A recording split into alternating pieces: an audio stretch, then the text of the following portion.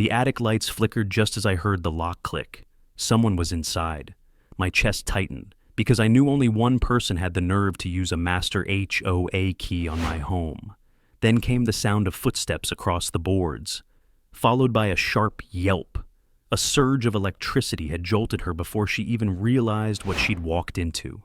I stormed up the ladder, and there she was, our HOA president, sprawled out, furious and humiliated. If you've ever felt that surge of power when standing up to bullies, hit subscribe now. This showdown is about to become a masterclass in fighting back.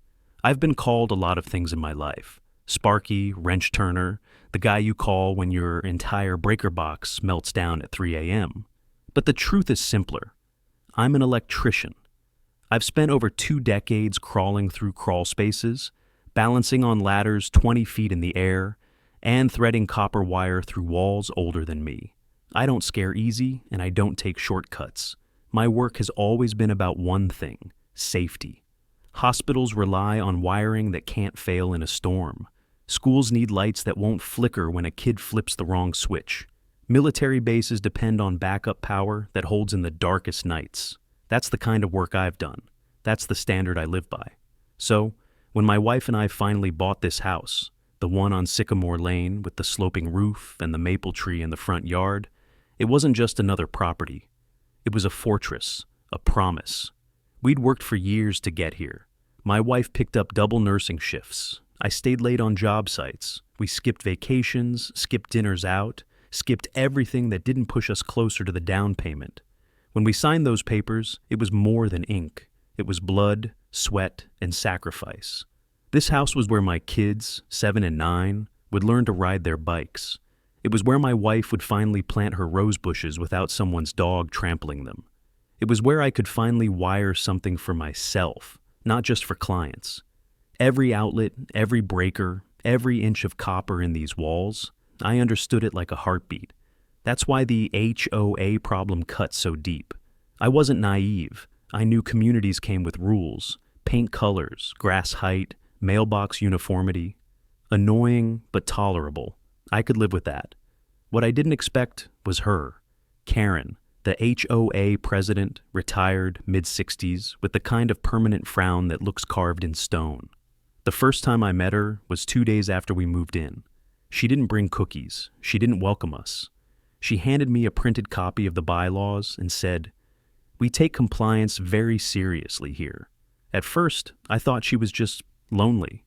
Some people need control because they don't have anything else. But then the letters started. Small violations, warnings, threats of fines. One about the length of our grass, even though I'd mowed the day before.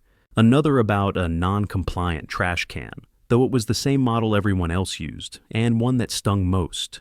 A notice about unauthorized construction when my daughter chalked hopscotch squares on our driveway. I'll never forget the look on her face when she saw my kids playing outside. She didn't see children laughing. She saw rules being broken. That's when I realized she wasn't protecting the neighborhood. She was patrolling it. For me, this wasn't just about fines or letters. It was about my family's peace. My kids shouldn't have to peek out the window before playing to make sure the HOA lady wasn't lurking. My wife shouldn't be afraid to plant flowers because they might be the wrong shade of red. And I sure as hell wasn't going to let anyone, Karen or anyone else, use fear to push us around in the home we bled to buy. You see, electricians live by a simple rule: ground yourself or get shocked. That means control your current, or someone else controls you. And I wasn't about to hand over that control. Karen thought she was the current that kept this neighborhood running, but she didn't realize I'd been dealing with surges, shorts, and live wires my whole life, and I was ready to fight back. I used to think Karen was just nosy, the kind of neighbor who counts your trash bags and sighs loud enough for you to hear. But patterns don't hide. Patterns leave footprints. Hers started small. A yellow slip on my door the first week. Grass exceeds 3 inches. I'd mowed the day before. The blades still smelled sweet. I laughed, tossed the notice, and mowed again. The next morning, another slip. Repeat offense. The timestamp said 5:11 a.m. Then I noticed her walking routes, always the same loop, past my driveway, past the cul-de-sac where the kids race scooters, past the mailboxes where she could see every flag raised. She carried a clipboard like a badge. The pen never left her fingers. She didn't scold outright. She documented. At dawn, I watched her through our front window, measuring the distance between my trash can and the curb with a tape measure. She bent to eye level, lips pursed, and made a note. The rule book said the can must be curb adjacent. She decided that meant exactly 8 inches. She left a fine when mine sat at 11. It wasn't just us. 2 doors down lived a single mom named Carla. On school mornings, she lined up shoes by the door like soldiers, pink sneakers, black flats, a pair of cleats held together with duct tape. One afternoon, she cried on her porch while reading a violation notice. Unauthorized exterior storage. The storage? A stroller folded under her awning during a storm. Karen took a photo. The picture was stapled to the notice. Across the street, mister. Yusuf tended roses the color of sunsets. He'd moved here after his wife passed. He watered quietly. He hummed. The roses were perfect, but his mailbox wasn't the approved model. He ordered the right one. It was back-ordered. The week before it arrived, Karen fined him twice, then threatened a lien if patterns persist. Patterns. She loved that word. Her power didn't come from shouting. It came from choosing targets. Families new to the neighborhood, people who worked nights and slept through morning inspections, renters who didn't know the bylaws, anyone without a buddy on the board. Meanwhile, her friends stretched rules like rubber bands. The treasurer's boat sat on blocks for a month. No notice. The secretary's son ran a detailing business in their driveway. No notice. The vice president erected a bright blue pergola. Approved as a grandfathered structure, Karen said, even though it was built last spring. Selective enforcement is a quiet knife. It cuts deeper because you doubt your own sanity. You start to ask, am I the problem? I started collecting my own notes, timestamps, photos. I'm wired for patterns too. It's how you survive in my line of work. Electricity punishes guesswork. Miss one loose connection and something burns. Karen's second favorite tool, after the clipboard, was ambiguity. She'd quote rules without numbers. No visible tools in driveways, she told me once, waving at my ladder while I replaced a motion light. I flipped through the bylaws. Nothing. When I pointed that out, she smiled. It falls under the spirit of uniformity. The spirit of uniformity took on a new shape the day she introduced emergency access. She proposed it at a meeting with cookies and a smile. In case someone's elderly parent falls, she said, or a pipe bursts. The board passed it. It required homeowners to place a spare key in a lockbox at the clubhouse. For safety, she repeated. I didn't submit one. My wife didn't either. We told her our door had a keypad. Then add us as a code, she replied, already writing. That night, I changed the code. Then I installed a deadbolt on the attic hatch. Not because I thought she'd climb up there, because patterns escalate. She knew our schedule. She knew everyone's schedule. She timed her walks when the street was quiet, when garages were open and no one was looking. I caught her once peering through the side gate at our backyard. She had a decibel meter in her hand. Checking for noise violations, she said. No one was outside. The kids were at school. The wind chimes were still. Another time, we came home to a fluorescent sticker on our front window. Immediate compliance required. The reason? Holiday lights displayed past approved date. It was January 2nd. The HOA calendar allowed lights through January 5th. The sticker peeled in strings and left adhesive scars. My daughter ran her fingers over the residue and asked, "Are we in trouble?" My wife pulled her close like the sticker could hear. Karen loved to involve the police too, just enough to rattle, never enough to leave a record. Welfare checks, she called them. Once, a patrol car crawled by at 9 p.m., headlights bobbing. The officer apologized. We got a call about kids playing unsupervised. Our kids were in bed. The officer's eyes said he knew. He also said he had to knock. Her letters grew longer, more citations, more spirits and intents. She signed her name with a looping K, like a brand. She CC'd the property management company, the treasurer, sometimes the architectural review committee, a committee of one, her. Drought-compliant landscaping, she wrote. Hose left visible. The hose was coiled like a sleeping snake beneath the spigot. At meetings, she performed kindness. She thanked volunteers. She welcomed new families while reciting every rule they'd already broken. "We want harmony," she'd say, and then read a list of violations like grocery items, grass, bins, bicycles, chalk. She brought brownies. She brought binders. No one wanted to pick a fight with the woman holding both. But even performances crack. One evening, I watched her place a notice on Mr. Yusuf's door and then step to her car, only to turn back and photograph his rose bed at an angle that made the edging look overgrown. She redid the photo twice until it accused him properly. I filmed her quietly from across the street, my phone low. She saw me. Her smile froze. Then she got in her car, shut the door, and drove away without turning on her lights for a full 30 feet. Control can make people sloppy. Rumors drifted. The treasurer's audit went long. A board member resigned for health reasons after Karen screamed at her behind the clubhouse about leaks. Fines spiked, but the park bench repairs didn't happen. Money trickled into something called beautification discretionary. Beautification is a good word for erasing what you don't like. And then there was the key. One neighbor whispered that Karen had been seen with a ring of them. Another swore he caught her on his porch, twisting a knob to check if the deadbolt engages. "Emergency access," she'd say, tapping the clipboard. The lockbox program was voluntary, but Karen never understood the difference between voluntary and inevitable. I tightened our systems. Cameras, sensors. Harmless deterrence in the attic. Nothing lethal, nothing stupid, but enough to make anyone think twice about stepping somewhere they shouldn't. I told myself it was for raccoons. I knew better. Because Karen had a pattern, and patterns aren't satisfied. They move from notes to warnings, from warnings to fines, from fines to access checks, from access checks to doors that swing open when you're not home. And somewhere between the first yellow slip and the fluorescent sticker, the line between protection and invasion vanished. She called it order. I called it stalking. She called it community standards. I called it pressure until something snapped.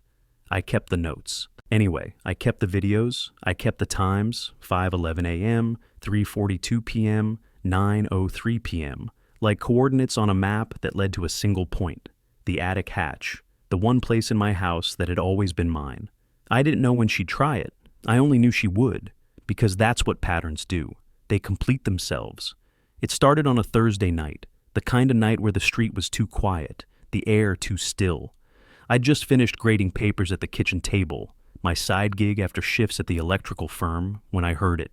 Thunk. Something against the side of the house. Not a branch. Not the wind. A deliberate knock. My wife froze, spoon halfway to her mouth. The kids were upstairs, laughing at some cartoon, but their voices suddenly felt miles away.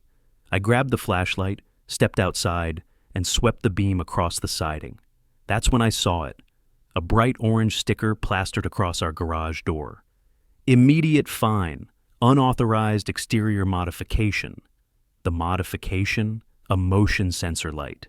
A light I'd installed myself to keep my family safe. The kicker? The HOA guidelines actually encouraged security lighting, but the notice said my model was non-conforming and unsightly. I ripped it down, hands shaking. Adhesive clung to the paint like a scar. My wife whispered, she was here, and she was right. Because at the bottom of the notice, written in looping pen instead of the usual printed format, were 2 words. Final warning. The next morning, my daughter asked why there was a mark on the garage. I told her it was nothing. But later that day, she came home from school with tears in her eyes. "Mrs. Karen told me chalk isn't allowed," she sniffled, holding her backpack straps. She wasn't talking about chalk on the driveway this time. She meant the chalk she'd used on the school sidewalk. Karen had volunteered as a safety monitor at the elementary. She leaned down to my daughter's eye level and said, "Your daddy doesn't follow rules either. Rules keep people safe." That night, my wife and I fought, not with each other, against the fear building in our walls. "She's targeting the kids now," my wife whispered. "This isn't about trash cans anymore. She wants us scared. She got her wish."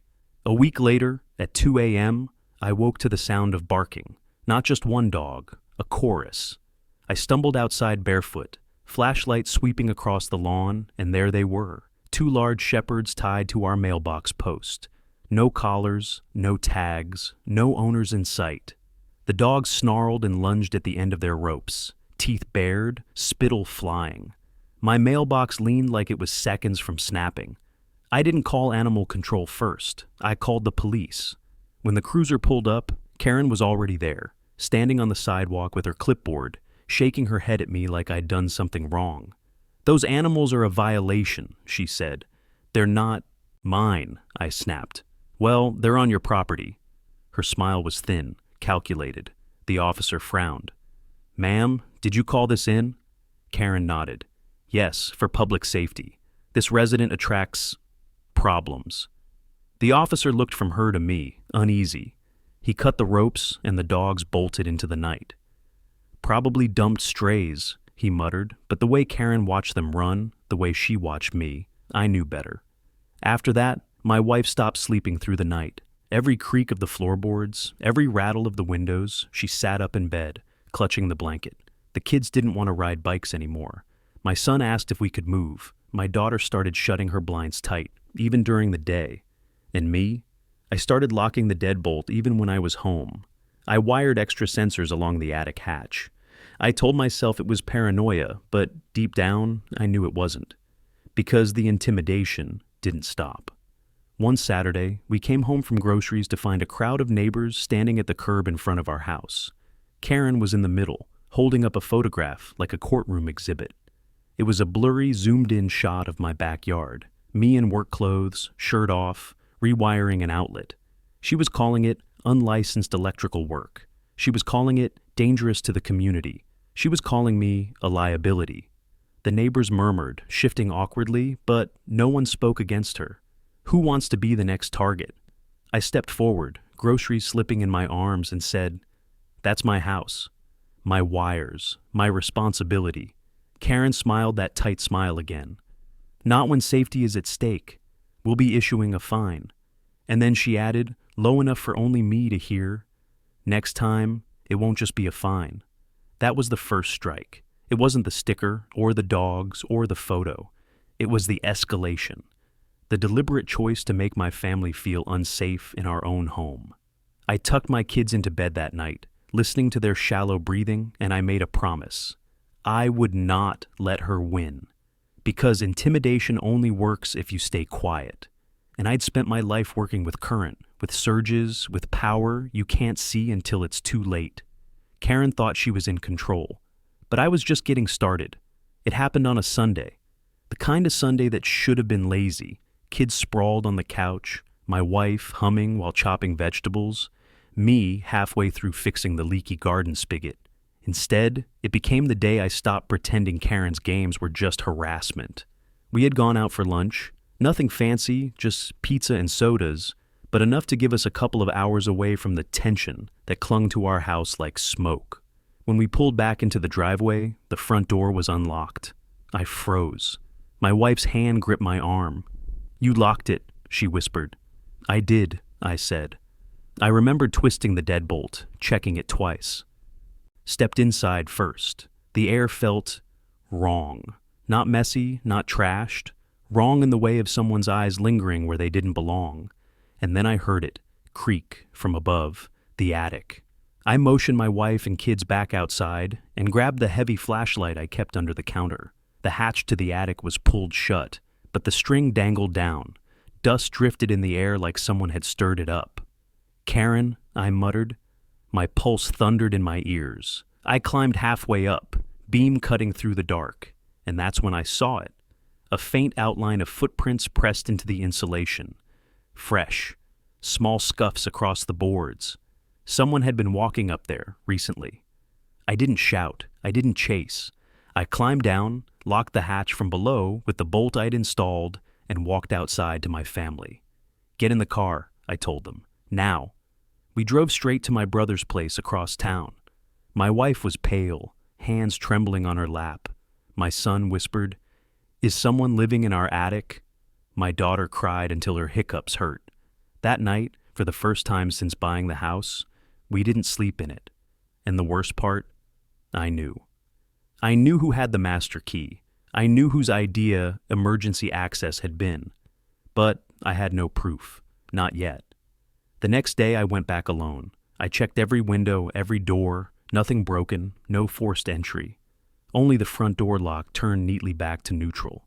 On the kitchen counter, a slip of paper waited. Not folded, not mailed. Handwritten in that looping pen. Attics must remain free of unauthorized storage. Consider this your notice. No signature.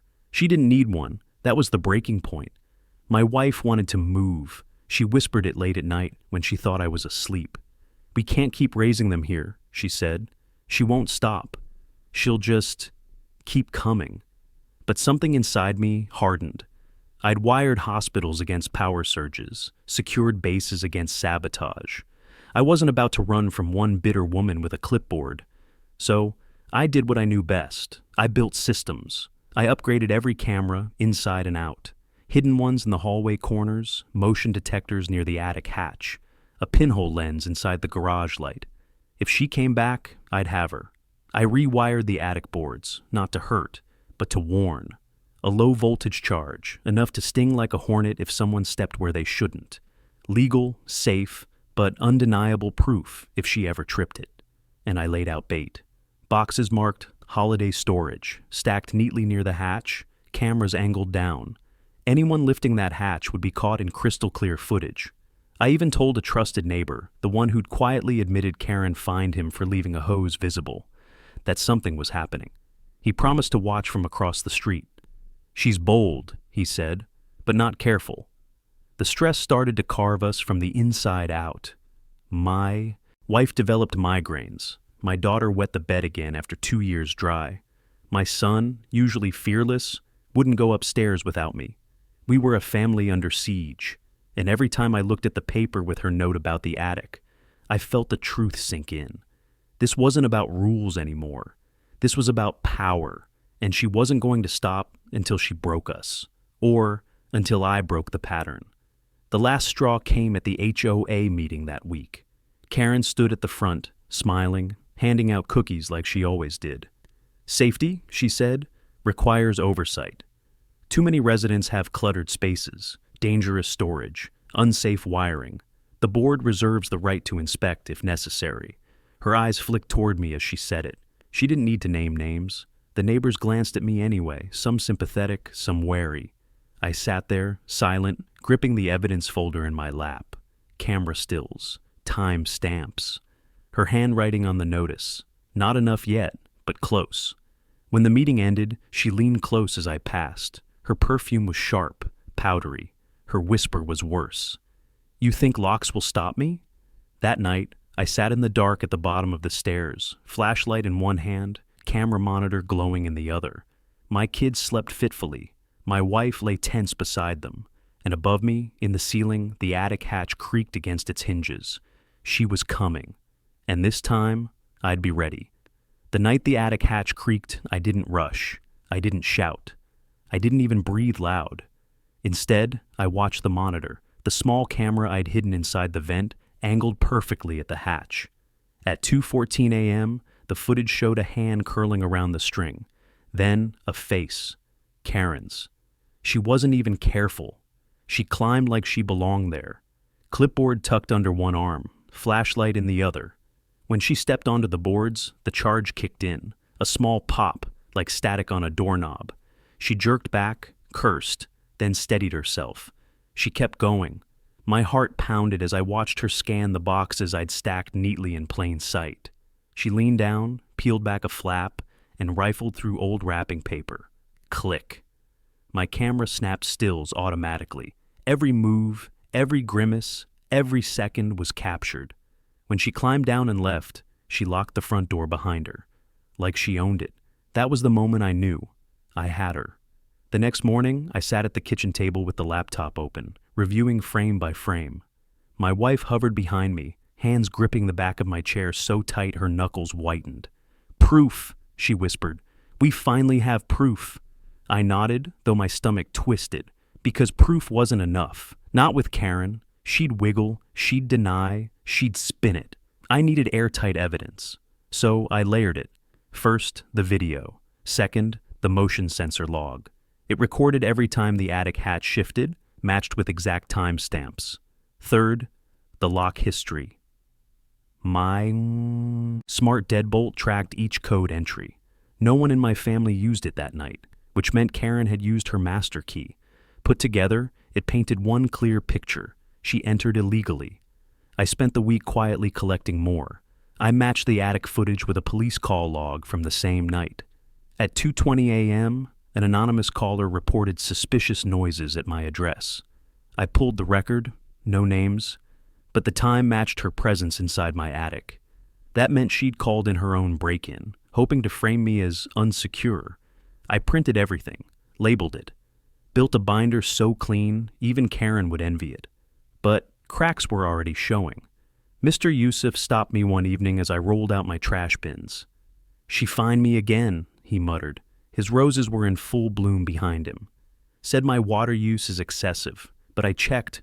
The HOA irrigation is using triple what I do. He shook his head. "I think she's lying." Another neighbor, Carla, whispered at the mailbox. "She went through my shed." I know it. Things were moved, but she says she only peeked for safety. What does that even mean? People were afraid, but something was shifting. They weren't just annoyed anymore. They were suspicious. I decided to test the waters. At the next HOA meeting, I sat in the back with my binder. Karen smiled too wide, passed out cookies, and opened with her usual monologue about community harmony. Then she introduced a new rule: surprise inspections. She called them necessary to preserve safety and values. That was it. The room cracked. Carla raised her hand. "Inspections by who?" she asked. "The board," Karen said smoothly. "And if we say no?" Carla pressed. Karen's eyes narrowed. "Then you're hiding something." A ripple of unease spread across the room. Even her allies shifted in their chairs. That's when I spoke. Calm. Even. "Funny," I said, "because I've already caught you conducting a surprise inspection. In my attic." The room stilled. Her smile twitched. "That's a serious accusation." "I have the video," I replied. "Would you like to see it?" Her face drained of color for half a second. Then the mask snapped back on. "Fabrications, digital trickery, you can't trust that." But the neighbors leaned toward me, not her. They wanted to see. After the meeting, 2 board members approached me privately. One of them, the treasurer, admitted he'd been uncomfortable with Karen's discretionary spending. The other confessed she'd been bullied into signing off on several of Karen's fines without even reviewing them. "We didn't know she was entering homes," the treasurer said. His voice was tight, guilty. "Now you do," I told him. That week, I made backups. Not just on my laptop, on USB drives, cloud accounts, even one locked in my toolbox at work. If Karen tried to erase me, the evidence would survive. And I kept filming. Every time she circled our block. Every time she bent to snap photos of mailboxes, lawns, garbage cans. My cameras caught it all. One clip showed her scribbling a fine for overgrown grass on my neighbor's lawn, while a landscaper was literally mowing it. Another caught her lifting a child's bike off a driveway to snap a photo of it, blocking emergency access. I compiled it into a reel, short, simple, undeniable. My wife asked, "Why not go to the police right now?" "Because we need her to show her hand," I said. "We need the whole board to see her for what she is. If we go too early, she spins it as harassment. But if we catch her in the open..." My wife nodded, though her hands trembled as she set down her tea. "Just promise me one thing," she whispered. "What's that?" "That this ends. For good. No more games, I promised." And so, the trap was set. Karen thought she was invincible. But now the neighbors were whispering, the board was doubting, and my binder of evidence was growing heavier by the day. She had no idea the floorboards she was standing on weren't just electrified. They were crumbling. All it would take was one more confrontation, one more mistake. And Karen was about to make the biggest mistake of her life. The clubhouse smelled like burnt coffee and lemon cleaner, folding chairs in straight rows, a flat screen on a rolling cart, Karen at the front, pearls tight on her neck, clipboard ready like a weapon. I sat in the second row with my binder and a small black USB. My hands were steady. My heartbeat wasn't. "Order," Karen said, tapping the table. Tonight we'll finalize surprise inspections. For safety murmurs. Carla crossed her arms. Mr. Yusuf stared at his folded hands. The treasurer wouldn't look up. I raised my hand. Before we vote, I need the floor. Karen didn't even glance at me. Comments after the motion. A property manager rep, thin tie, tired eyes, cleared his throat. Open forum first. It's in your agenda. Karen's smile thinned. Fine. 2 minutes I stood. Last week, the president used a master key to enter my home at 2:14 a.m. She went into my attic. She rifled through my boxes. She left a handwritten notice on my counter. Gasps. A scraped chair. Someone whispered, "No way." Karen laughed once, brittle. Outrageous. Do you have proof or just stories? I held up the USB. Play this. The property manager plugged it into the TV. The room went quiet. The screen showed grainy black, then the attic vent's view. Timestamp. 0. 2:14:07. The hatch string dipped. A hand. A face. Karen's face. No wiggle room. No shadow to argue with. The room inhaled all at once. On screen, she climbed in. Flashlight cutting the dark. She stepped onto the boards. A small pop. She flinched, hissed, steadied herself, and kept going, pushing into my boxes, flipping paper, hunting like a raccoon that believed it paid the mortgage. Someone whispered, "Oh my God." I didn't look at Karen. I kept my voice even. That low voltage circuit is legal. It doesn't harm. It records. It marks entry. The video ended with the hatch lowering and the front door locking. Click. Karen's pen didn't move. Her face had gone pale enough to show the line of her jaw. Then she rallied. Digital edits are easy. Deep fakes. I lifted my binder. Timestamps from the motion sensor match down to the second. My smart lock shows no family code used that night. And this, I held up a printed sheet, is the police call log. At 2:20 a.m., an anonymous caller reported suspicious noises at my address. The time overlaps her presence in the attic. A low rumble of voices. The treasurer finally looked up. Karen tried to smile. It shook at the edges. Emergency access. Section 9 allows... I stepped to the table and placed an open copy of the bylaws in front of her. Section 9, Voluntary Lockbox Program. Owner consent required. Emergency entry only when law enforcement is present or there's a declared emergency. Neither applied, you weren't invited, and you weren't with police. The property manager leaned over the page, read fast, nodded once. That's what it says. Carla stood. She walked through my shed last month and called it a peek. She moved things. Her voice trembled and then steadied. I didn't say anything because I was scared. Mr. Yusuf rose next. She threatened me with a lien over a mailbox back order. Twice. My water use is lower than the HOA's sprinklers. He looked at Karen, eyes soft and hurt. You told me I was a problem. I clicked to the next clip. Karen photographing a lawn while a landscaper mowed. Another clip. Karen lifting a kid's bike a foot onto the sidewalk, snapping a picture, setting it back, writing a violation. The room changed. Not louder, clearer. People sat forward. Neighbors who had nodded along with Karen for years now frowned at the screen like it had personally betrayed them. Karen lifted the clipboard. Selective clips. Context matters. As president, I'm tasked with... The treasurer interrupted, voice small but firm. Karen, the discretionary beautification fund. You told me to stop asking for receipts. He swallowed.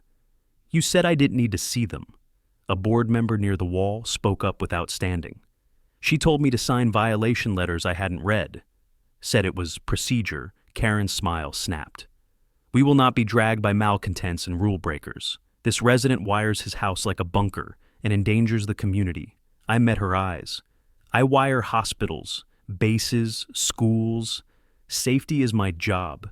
And right now, community safety means stopping you. I nodded to the property manager. He switched to a live feed from my front porch cam, stored in the cloud, time-stamped, watermarked. 2:25 a.m., Karen exiting my door. The angle caught the pearls. The clipboard, the set of her mouth. She looked straight into the lens, unaware. Silence. Then a single clap. It startled me. then another. Then a small wave, not applause for me, but something like release. The sound a room makes when a spell breaks. Karen slammed the clipboard down. This is a smear. You don't understand the liability I prevent every day. I took a breath, kept it calm. Meeting requests. 1. A motion for an emergency vote to censure the president for unauthorized entry and abuse of authority. 2. A motion to suspend her access to HOA records and keys pending an independent review. 3. To notify police and the management company for a formal investigation. The property manager looked at the board. Second, the treasurer said, voice shaking but distinct. Discussion? He asked. Neighbors didn't raise their hands now. They spoke. Carla. We're scared in our own homes. Mr. Yusuf. Rules without kindness are cages. A dad in the back. My kid's bike is not a crime scene. Karen tried one more bluff. The bylaws, I tapped the page again, say voluntary, say consent, say no entry without law enforcement. I slid the police call log forward. And say you called them while you were in my attic. There's a moment when bluff runs out of road. You feel it. The body finds a truth the mouth can't outrun. Vote time. Motion 1, censure. Hands rose, a forest. Only 2 stayed down, Karen's and the vice president's, who stared at the table like it might swallow him. Motion passes. Motion 2, suspend access. Hands rose again. Passes. Motion 3, notify police and management for investigation. Unanimous. Even the vice president lifted his hand. Karen shoved back her chair. This is illegal. I'll sue every one of you. You'll regret. 2 patrol officers stepped into the doorway. Someone had called when the video played. Maybe the property manager, maybe a neighbor. They didn't come in hot. They came in tired, practiced. Ma'am, one said gently, we need to speak with you about a trespass complaint. Karen's mouth opened and closed. I'm the president. The officer's eyes were patient. Tonight, you're a resident. We'll take a statement from you and from him. If there's evidence, he nodded at my binder, we'll document it. I handed over a USB copy and a printed packet. The lock logs, the motion logs, the police call record. Simple, labeled, clean. Karen tried to shoulder past me. I stepped aside. She paused like she might say something. An apology, a threat, a plea. Nothing came. She followed the officers into the hall. Inside the room, the board huddled with the property manager. The treasurer's shoulders slumped like he'd been holding his breath for a year.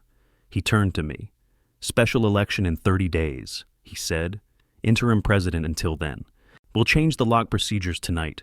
Start with the master keys, I said. He nodded. Already collecting them. Neighbors drifted over. Carla hugged me hard. Mr. Yusuf squeezed my hand in both of his. I packed the binder. The flat screen went black. The burnt coffee smell remained, but the room felt lighter, like walls after a storm when you open the windows. We stepped outside into the night air. The clubhouse lights buzzed. Crickets stitched the silence back together. Karen no longer held the keys. That power was gone. And for the first time in months, the street sounded like a neighborhood again. The night after the showdown, I slept. Not light, not restless, slept. The kind of sleep that carries you like a tide, steady and deep. When I woke, sunlight was spilling across our bedroom. My wife lay next to me without that tight crease between her brows. The kids padded down the hallway giggling, not whispering like fugitives. For the first time in months, the house felt like home again. Karen was gone from the board within days. Official statements, legal filings, police paperwork. It all played out in the background. But inside our 4 walls, we had something louder than her clipboard. Silence. The first thing I did was tear down the fluorescent sticker residue still clinging to our front window. It had been a scar, sticky, ugly, always catching light. My daughter stood beside me with a spray bottle, and together we scrubbed until the glass gleamed. No more trouble, right? She asked. I smiled. No more. Then we planted a tree in the front yard, a maple sapling, tall enough to promise shade in a few years. My son dug the hole, dirt spraying his sneakers. My wife pressed soil around the roots, hands steady again. We staked it with twine, and I wired a small solar light at the base. At night, it glowed softly, a quiet beacon. That tree became a marker, not just for survival, but for growth. A reminder that storms pass, tyrants fall, and communities heal. The neighborhood shifted too. With Karen gone, the fear broke like ice in spring. Carla's kids played hopscotch on the sidewalks again, chalk dust bright under their palms. Mr. Yusuf's roses bloomed untouched, and neighbors stopped to admire them without whispering about fines. The new interim president, a quiet, practical guy named David, opened every board meeting with the same line: "We work for you, not against you." He invited volunteers to review the books, and for the first time, people showed up with smiles instead of dread. We repainted our mailbox as a family project, red with white numbers, bright against the curb. Karen had once threatened a violation over that very mailbox, calling it aged and non-compliant. Fresh paint turned it into a statement. This is ours, this is allowed, this is free. The neighbors followed suit, driveways cleared, bikes left out without fear. Even holiday lights twinkled longer into January, and no one rushed to take them down. Healing didn't mean forgetting. One evening, the treasurer, now re-elected under David, came by with a folder. "For transparency," he said. It was a record of Karen's discretionary fund, thousands drained into beautification projects that never existed, a bench repair billed 3 times, landscaping that no one ever saw. We shook our heads, but it didn't feel like defeat. It felt like confirmation, that the unease we'd all felt hadn't been paranoia. It had been real, and now it was over. For my family, the attic became a strange sort of symbol. At first, my wife didn't want to go near it. She said the hatch still made her stomach clench. But one weekend, we pulled down the ladder together. We climbed up with boxes of winter clothes and decorations. My daughter laughed nervously as she spread a blanket on the boards. "It's just wood," she said. My son whispered, "And wires." I flipped the circuit off, showing them the boards were safe. "No more traps," I told them. "We don't need them now." We set the boxes down. The space was quiet, ordinary. For the first time, it was ours again. The legacy of those months didn't vanish, but it reshaped us. My wife found a fierceness she hadn't known she carried. She started attending board meetings, not as a victim, but as a voice. "Transparency isn't optional," she said once, and the room applauded. My kids learned something too, not fear, but resilience. They understood now that rules only matter when they're fair. That authority doesn't mean justice unless people hold it accountable. And me? I kept the binder, not because I needed it anymore, but because it reminded me what happens when good people stay quiet. One afternoon, as the sun slanted across the street, Carla stopped at our yard. Her kids were drawing suns and stars on the sidewalk in chalk. "Thank you," she said simply, "for standing up." I shook my head. We all did. Eventually she smiled. "But you showed us how." Months later, the maple tree stretched its first green canopy. The mailbox shone bright red. The driveway was alive with chalk. The air no longer felt like it carried eyes. And the community, our community, finally felt like it belonged to us again. What happened to my family isn't rare. Too many neighborhoods hand unchecked power to people who crave control, not community. But power is only as strong as the silence around it. When neighbors stand up together, control breaks, and community wins. And if you want more stories like this, stories of ordinary families who fought back and won, subscribe now and drop your own experience in the comments. Because no one should ever feel unsafe in their own home.